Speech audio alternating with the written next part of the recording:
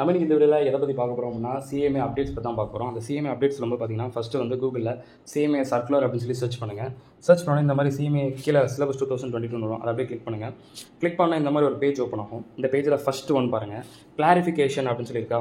Okay, இதை click பண்ணிங்கன்னா அந்த நோட்டிஃபிகேஷன் வந்துடும். சரி, ஓகே, இந்த நோட்டிஃபிகேஷன் என்னது ப்ரோ அப்படின்னு சொல்லி கேட்டிங்கன்னா, இதில் ஃபஸ்ட்டு பாருங்களேன், கம்பெனிஸ் ஆக்ட் அது இதுன்னு சொல்கிறாங்க, கம்பெனி ரெக்கார்ட்ஸ் இதெல்லாம் வந்து என்ன சொல்கிறாங்கன்னா, இப்போ டிசம்பர் 2025 டைம் எக்ஸாம் எழுதுறவங்க ரீசெண்டாக ஸ்டடி மெட்டீரியலோட லிங்க் கொடுத்துருக்கோம், அந்த மெட்டீரியல் டவுன்லோட் பண்ணிக்கோங்கிறாங்க. வேறு ஒன்றும் கிடையாது. ஓப்பனாக சொல்ல போனால் எல்லாருமே ஒவ்வொருத்தரும் ஒரு புக் வச்சுருப்பீங்க. 2 இயர்ஸ் முன்னாடி 1 இயர் முன்னாடி புக் வாங்கியிருப்பீங்க.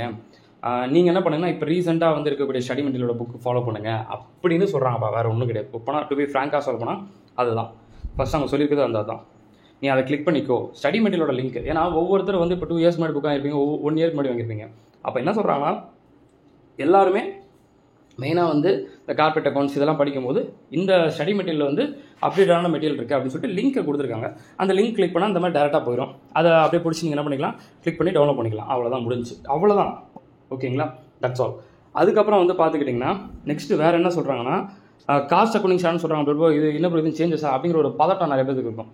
அதான் நான் சொல்கிறேன் இல்லையா, 2 இயர்ஸ் முன்னாடி புக் வச்சுருப்பீங்க, அதில் ஒரு பாயிண்ட் இருந்திருக்கும், இப்போ ஒரு பாயிண்ட் ஆட் பண்ணியிருப்பாங்க. ஸோ அதுக்காகத்தான் வந்து ரீசெண்ட் ஸ்டடிமெண்ட்டில் பார்த்து படிங்க இந்த அக்கௌண்டிங்ஸ்லாம் படிக்கும்போது அப்படின்னு சொல்கிறாங்கப்பா. வேறு ஒன்றும் கிடையாது. சரிங்களா. அதே மாதிரி பார்த்துக்கிட்டிங்கன்னா இதெல்லாம் பாருங்கள், எல்லாமே இது அந்த அக்கௌண்டிங் ஸ்டாண்டர்ட்ஸ் வைஸ் அந்த மாதிரி வந்து சொல்கிறது தான். ஓகே, இப்போ என்ன பண்ணுறோன்னா எல்லாமே பாருங்களேன், அப்டேட்டட் ஸ்டடி மெட்டீரியல் வந்து இந்த இருக்குது.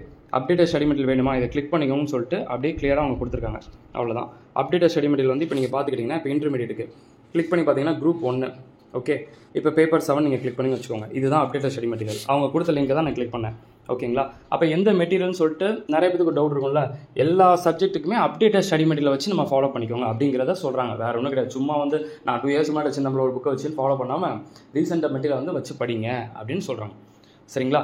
எல்லாத்துக்கும் அதுதான், எல்லா சப்ஜெக்ட்டுக்கும் பேப்பர் 5, 6, 7, 8, 9, 10, 11, 12, 13, 14, 15, 16, 17, 18, 20 வரைக்கும் இதே இதை ஃபாலோ பண்ணிக்கோங்க அப்படிங்கிற மாதிரி சொல்கிறாங்கப்பா. ஓகேங்களா. அவ்வளோதான். ஏன்னா ரீசன் வந்து இப்போ இந்த இயர் அப்டேட் ஆன புக்கை வச்சு படித்தோன்னா அந்த இருக்கு பாருங்கள், ரிவைஸ் எடிஷன் ஜனவரி 2025. அப்போ இந்த புக் வச்சு படித்தா பார்க்குறதுக்கு கொஞ்சம் நல்லாயிருக்கும். இதே இது நான் 2 இயர்ஸ்க்கு முன்னாடி வச்சு இந்த புக் வச்சு நான் படித்தா என்ன யூஸ்? அதனால தான் அது நோ யூஸ், அப்படி பார்த்து படிக்காதீங்க அப்படின்னு இன்ஸ்டியூட் வந்து உங்களுக்கு என்ன பண்ணுறாங்க, ரிமைன் பண்ணுறாங்க. ஓகேங்களா. இப்போ எல்லாத்தையும் நம்ம என்ன பண்ணிட்டோம், கிளிக் பண்ணி வந்துட்டோமா. இப்போ கீழே வந்து பார்த்துக்கிட்டிங்கன்னா உங்களுக்கு என்ன இருக்குது, சப்ளிமெண்ட்ரி லிங்க் அப்படின்னு இருக்கா. ஸ்டடி மெட்டீரியல் லிங்க்குங்கிறது ஓகே ஃபைன். ஏன்னா ஒவ்வொருத்தரும் ஒவ்வொரு மாதிரி இன்டர்மீடியட் ரெஜிஸ்டர் பண்ணியிருப்பீங்க. 3 இயர்ஸ் முன்னாடி ரெஜிஸ்டர் பண்ணியிருப்பீங்க, 2 இயர்ஸ் முன்னாடி பண்ணியிருப்பீங்க, 1 இயர் முன்னாடி பண்ணியிருப்பீங்க. என்ன பண்ணாலும் இந்த மெட்டீரியலோட லிங்கை ஃபாலோ பண்ணுங்கன்னு சொல்லிட்டாங்க. இது என்ன ப்ரோ சப்ளிமெண்ட்ரின்னு கேட்டிங்கன்னா சின்ன சின்ன சேஞ்சஸை பற்றி சொல்லக்கூடியது. இப்போ ஃபார் எக்ஸாம்பிள் பார்த்தீங்கன்னா இங்கே ஃபாலோ பண்ணுங்கள். பேப்பர் 5 பொறுத்த மட்டும் என்ன பேப்பர் அது, business law and ethics. So business law and எத்திக்ஸில் வந்து பார்த்துக்கிட்டிங்கன்னா இந்த டேஸ் வந்து இந்த மாதிரி சேஞ்சஸ் இருக்குது, ஸோ கொஞ்சம் ஃபாலோ பண்ணிக்கோங்க அப்படின்னு சொல்லி சொல்கிறாங்க. வேறு ஒன்றும் கிடையாது. ஓகேங்களா. அதாவது இது எப்படி சொல்கிறதுனா, இது எல்லாமே உங்களோட மெயின் எக்ஸாமில் வந்து அஃபெக்ட் பண்ணுங்கிறது கிடையாதுப்பா. இப்போது நம்ம சிஎம்ஏ ஸ்டூடெண்ட்ஸ் ரியாலிட்டியில் நடக்கக்கூடிய சேஞ்சஸையும் நம்ம கிட்ட கொண்டு போய் சேர்க்கணுங்கிறது அவங்களோட நோக்கம். கரெக்டுங்களா. ஓகே, அதனால் இங்கே வந்து கொண்டு வந்து சேர்த்தாச்சு. அதை ஃபஸ்ட் நீங்கள் புரிஞ்சுக்கணும். அதுதான் இங்கே கான்செப்ட். இப்போ இந்த ஃபார்ம் நம்பர் ADT 1, ADT இதெல்லாம் சொல்கிறாங்கன்னா எல்லாம் ஆடிட் கான்செப்ட். அதனால் எல்லாமே வந்து பார்த்தீங்கன்னா உங்களுக்கு ரியாலிட்டியாக இருக்கிறது இங்கே சொல்கிறாங்க. இதெல்லாம் சேஞ்சஸ் இருந்திருக்கு அப்படிங்கிறது வந்து நாமளாக சொல்கிறாங்க. அவ்வளோதான். இதை பார்த்தோன்னே நமக்கு ஏதோ புதுசாக இருக்குது அப்படின்னு சொல்லிட்டு நீங்கள் என்ன பண்ணிக்க தேவையில்லை, பயப்பட தேவையில்லை. ஓகேங்களா. அவ்வளோதான். அதனால் வந்து அதை பார்த்தோன்னே என்னங்கிறதெல்லாம் நீங்கள் இது பண்ணிக்க வேண்டாம், ரொம்ப அப்படியே ஒரு மாதிரி பதறிக்க வேண்டாம். ஓகேங்களா. ஒன்றும் பிரச்சனை இல்லை. இது வந்து ஒரு ரியாலிட்டியில் நடக்கும் இல்லையா, அது ரியாலிட்டியில் வந்து எல்லோரும் ஃபாலோ பண்ணும்போது பசங்களும் அதை வந்து தெரிஞ்சுக்கணும் அப்படிங்கிறக்காக வந்து கொடுக்குறது ஃபார் லாக்கு. ஓகே, அதே மாதிரி பாருங்களேன், பேப்பர் 7A அப்படின்னு சொல்லியிருக்காங்க. இது என்னது, 7A டைரக்ட் டாக்ஸேஷன் அப்படின்னு சொல்லியிருக்கா. இதில் என்ன சொல்லியிருக்காங்க, ஏதாவது சேஞ்சஸ் வந்து இப்போ ரீசெண்டாக வந்து அப்டேட்ஸ் வந்து என்ன அப்படின்னா, அந்த டியூ டேட் ஏதாவது எக்ஸ்டெண்ட் பண்ணியிருப்பாங்கல்ல, அந்த டியூ டேட் வைஸ் சொல்கிறது இதெல்லாம் வந்து கொடுத்துருக்காங்கப்பா. அவ்வளோதான். ஓகே, இதெல்லாம் வந்து என்ன பண்ணியிருக்காங்க, ஃபாலோ பண்ண சொல்லியிருக்காங்க. பாருங்களேன், இந்த டியூ டேட் இப்போ வந்து எக்ஸ்டெண்ட் பண்ணாங்க அப்படிங்கிறது, அப்புறம் ITRோட லிமிட்ஸ் வைஸ் வந்து சொல்கிறது, இந்த TCS இதெல்லாம் வந்து இப்போ வந்து என்ன சேஞ்சஸ் இருந்துச்சோ அந்த சேஞ்சஸ் மட்டும் சொல்லியிருக்காங்க. அப்போ நான் என்ன சொல்கிறேன்னா, நிறைய பேருக்கு ஒரு டவுட் இருக்குது, ஒரு டைரக்ட் டாக்ஸேஷன். இப்போது எல்லாருக்குமே ஒரு டவுட் என்னென்னா, டேக்ஸ் புக்கை பொறுத்த மட்டும் ரியாலிட்டி நம்ம ஓடிட்டு இருக்கோம் இல்லையா. இப்போ இன்ஸ்டியூட் என்ன சொல்லிட்டாங்க, ரீசெண்டாக இப்போ அப்டேட் ஸ்டடி மெட்டீரியல் என்ன இருக்கோ, தென் இந்த சப்ளிமெண்ட்டில் என்ன இருக்கோ இதை மட்டும் ஃபாலோ பண்ணுங்கள், வேறு ஒன்றும் வேண்டாம் அப்படிங்கிற மாதிரி சொல்லிட்டாங்க. டு பி ஃப்ராங்காக சொல்லப்போனால் இவ்வளோ தான். அவங்க அதை தான் சொல்லியிருக்காங்க. ஓகேங்களா? ஏன்னா எல்லாருக்கும் இப்போ நீங்கள் ஒரு 1 இயர் முன்னாடி புக் வச்சிருப்பீங்க, 6 மந்த்ஸ் முன்னாடி புக் வச்சிருப்பீங்க, 2 இயர்ஸ் முன்னாடி வச்சிருப்பீங்க. அது காமனாக என்ன சொல்லிட்டாங்க, இந்தாப்பா பேப்பர் 7பா ஸ்டடி மெட்டீரியல் அப்டேட் புக்கு தான், இந்த புக்கில் என்ன இருக்கோ அதை பார்த்து படி அப்படின்ட்டாங்க. அவ்வளோதான், டேரெக்டாக சொல்லிட்டாங்க. இந்த புக்கில் நாங்கள் அப்டேட் பண்ணி கொடுத்துருக்கோம், அதை ஃபாலோ பண்ணேன். இது சப்ளிமெண்ட்ரி. இது வந்து சும்மா பேருக்கு 2 பேஜஸ் இருக்குது. இது வந்து அப்டேட்டான சேஞ்சஸ், இந்த ஐடியா ரிட்டன், டியூ டேட் வந்து எக்ஸ்டெண்ட் பண்ணது, இதெல்லாம் பற்றி, அதாவது ரியாலிட்டியில் பண்ணதானே, ரியாலிட்டியில் பண்ணதை இங்கே நமக்கு என்ன பண்ணியிருக்காங்க, இது பண்ணியிருக்கோம் அப்படிங்கிறதையும் அப்டேட் பண்ணி சொல்லியிருக்காங்க. மேபி எம்சிக்கு ஏதாவது இடத்துல யூஸ் ஆகலாம் இல்லையா? அவ்வளோதான், தட்ஸ் ஆல். ஓகே, அதனால் எல்லாருக்கும் இருக்கக்கூடிய டவுட் என்னது, டிடியில் எந்த சேஞ்சஸ் இருக்கா, ஐடியில் எந்த சேஞ்சஸ் இருக்கா அப்படிங்கிற ஒரு சேஞ்சஸ்லாம் உங்களுக்கு வந்து டக்குன்னு என்னவா இருக்கும் ஏதா இருக்கும் அப்படின்னு ஒரு பயம் இருக்கு இல்லையா? அப்போ இன்ஸ்டியூட் என்ன பண்ணிட்டாங்க, அப்டேட் கொடுத்துட்டாங்க. ஒன்லி நாங்கள் என்ன சொல்லியிருக்கோம், நாங்கள் கொடுத்துருக்க ஸ்டடி மெட்டீரியல் மட்டும் ஃபாலோ பண்ணுங்கள், வேறு எந்த இதையும் நீங்கள் போகாதீங்க. ஏன்னா ரியாலிட்டியை வந்து நம்ம சில இடத்துல வந்து எக்ஸாமோட அப்ளை பண்ணுறோம். ரியாலிட்டியில் உடனே நடக்கிறது எல்லாமே எக்ஸாமில் உடனே நடக்காது. இப்போ ஜிஎஸ்டி வந்து 20 செகண்ட் வந்து ஃபுல்லாக வந்து எல்லா சேஞ்சஸ்லாம் வந்து பண்ணுறாங்க அப்படின்னா அது ரியாலிட்டிக்கு ஓகே. உங்கள் புக்கில் ஃபாலோ பண்ணணும்னா புக்கில் ரீப்ரிண்ட்டை போட்டு டக்குன்னு எல்லாத்தையும் மாற்றணும், உடனே சேஞ்ச் பண்ணணும். ஓகேங்களா? அது உடனே இப்போ பண்ண முடிஞ்சா, பண்ணிட்டாங்களா? அப்டேட் ஸ்டடி மெட்டீரியல் தான் கொடுத்துருக்காங்க. பேப்பர் 7B மட்டும் பாருங்கள். பேப்பர் 7B பாருங்கள். 7Bயில் என்ன பண்ணியிருக்காங்க, 7Bயில் வந்து பார்த்துக்கிட்டிங்கன்னா அப்டேட்ஸ் வந்து அவங்க கொடுத்துருக்காங்க. என்ன அப்டேட்ஸோ அதை மட்டும் கொடுத்துருக்காங்க. ரொம்ப அப்டேட்ஸ் வந்து கொடுக்கல பாருங்கள். ரியாலிட்டியில் வந்து நடந்தது வந்து எல்லாத்தையும் கொடுத்துருக்க மாட்டாங்க. இப்போ நீங்கள் நல்லா பார்த்தீங்கன்னா இந்த சேஞ்சஸ் அந்த சேஞ்சஸ், இந்த ரேட்டு அந்த ரேட்டு அது எல்லாத்தையும் கொடுத்துருக்காங்களா? இல்லையா? ஓகே, சின்ன ஃபார்ம் நம்பர்ஸ்லேருந்து அதை மட்டும் தான் வந்து சொல்லியிருக்காங்க. அதனால் வந்து நீங்கள் ரியாலிட்டியை நிறைய பேர் வந்து பார்த்தீங்கன்னா ரியாலிட்டியை வச்சு நீங்கள் அப்படியே மெயின் எக்ஸாமோட வந்து ரொம்ப கன்ஃபியூஸ் பண்ணிக்கிறீங்க.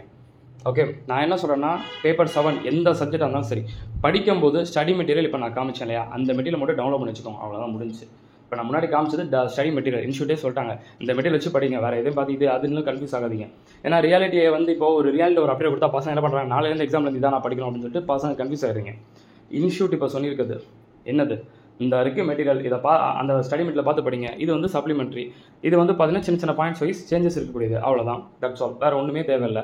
இதை பார்த்து நீங்கள் பதட்டமாக பண்ண வேண்டாம், ஒன்றும் பண்ண வேண்டாம். ஏன்னா நிறைய பேருக்கு இருக்கக்கூடிய டவுட்டே தான், என்ன ப்ரோ சப்ளிமெண்ட்ரிங்கிறாங்க, என்னமோ புதுசாக சொல்கிறாங்க, ஒன்றுமே புரியலையே அப்படின்னு சொல்லிட்டு பசங்களுக்கு ஏகப்பட்ட ஒரு டவுட்டு. அப்போ நான் என்ன சொல்லிட்டேன் அப்படின்னா, அக்கௌண்டிங் ஸ்டாண்டர்டில் வந்து சின்ன லைன்ஸ் மாறது இருக்கும் இல்லையா, அதனால தான் நியூ ஸ்டடி மெட்டீரியல் பார்த்து படிங்க அப்படிங்கிறாங்க.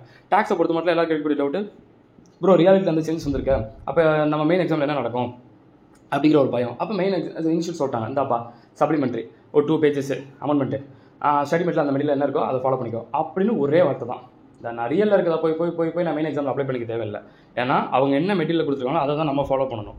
நம்மளாம் ஒன்று நம்ம பண்ணுறோன்னு சொல்லிட்டு ரியாலிட்டி, இன்றைக்கி ஒரு ரியாலிட்டி கவர்மெண்ட் ஒரு ஆர்டர் போடுறாங்கன்னா நான் நாளையிலேருந்து உடனே மெயின் எக்ஸாமில் போய் மாற்றி படிக்க முடியுமா?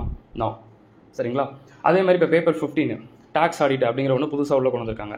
அப்போ அதை என்ன பண்ணணும், அடிஷ்னலாக வந்து ஆட் பண்ணியிருக்காங்க. இப்போ இது வந்து அப்போ இது வந்து நீங்கள் அடிஷ்னலாக வந்து தெரிஞ்சிக்க வேண்டியது. அப்போ டாக்ஸ் ஆடிட்டில் வந்து என்ன கொடுத்துருக்காங்க அப்படிங்கிறது, ஏன்னா நியூலி இன்சர்ட்டட் கொடுத்துருக்காங்க பார்த்தீங்களா, அப்போ அதை வந்து நீங்கள் படிக்கணும் ஃபார் ஃபைனல் ஸ்டூடெண்ட்ஸ் சொல்கிறேன். ஓகே, அவ்வளோதான். அடுத்து பேப்பர் 13 என்னது, இது ஃபைனல் லா. அப்போ அந்த லாவில் என்ன சொல்லியிருக்காங்க, ஃபார்ம் நம்பர்ஸ் ஏதாவது வந்து மேபி வந்து உள்ளே இன்சர்ட் பண்ணிப்பாங்க. இந்த ஃபார்ம் நம்பர்ஸ் இந்த டைம் ஏதாவது ஒன்று மாற்றிருப்பாங்க. ஸோ அதில் என்ன இருக்குது அப்படிங்கிறத லைட்டாக அப்படி தெரிஞ்சு வச்சுக்கோங்க, அவ்வளோதான், முடிஞ்சு. ரொம்ப ஒன்றும் நீங்கள் வேறு பெருசாக சேஞ்சஸ் அப்படிங்கிறது ஒரு பெரிய லெவலில் எதுவும் வந்து நமக்கு இல்லை. அதே மாதிரி தான் ஜிஎஸ்டிக்கும். ஓகேங்களா? ஜிஎஸ்டிலையும் அதை தான் வந்து நமக்கு சொல்லியிருக்காங்க. ஓகேங்களா? அது நல்லா புரிஞ்சுக்கோங்க. ஏன்னா இங்கே கொடுத்த அப்டேட்ஸ் எல்லாம் வந்து பார்த்துக்கிட்டிங்கன்னா ரொம்ப ஓவராலாக வந்து பெரிய லெவலில் அப்படிலாம் வந்து இல்லை. உங்கள் எக்ஸாம் பாயிண்ட் ஆஃப் வியூ உங்களுக்கு என்ன தெரிஞ்சுக்கணும், நீங்கள் எக்ஸாம் பாயிண்ட் ஆஃப் வியூ நீங்கள் என்ன வேணும் உங்களுக்கு, அதுதான்.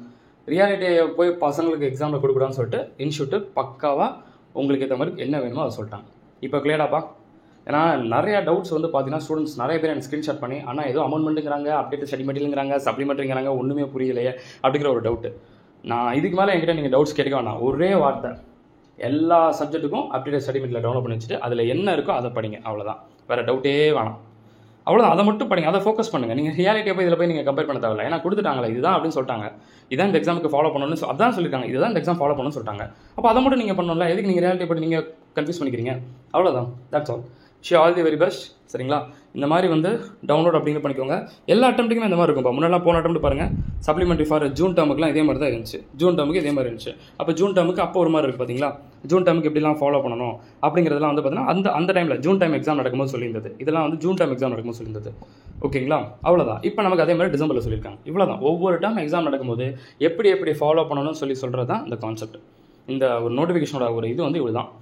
இப்போ கிளியராக புரிஞ்சிருக்கும். இது போக ஃபர்தர் டவுட்ஸ் அப்படிங்கிற உங்களுக்கு கண்டிப்பாக வராதுன்னு நினைக்கிறேன். All the very best. நல்லபடியாக ப்ரிப்பேர் பண்ணுங்கள். டவுன்லோட் பண்ணுறது ஸ்டடி மெட்டீரியல் வந்து இப்போ நான் இந்த பேஜ் அப்படிங்கிறத காமிச்சேன் இல்லையா, நீங்களே டேரெக்டாக கூகுளில் போய் இதை கிளிக் பண்ணி ஃபாலோ பண்ணிக்கலாம். ஓகே, ஃபைன், பார்க்கலாம்.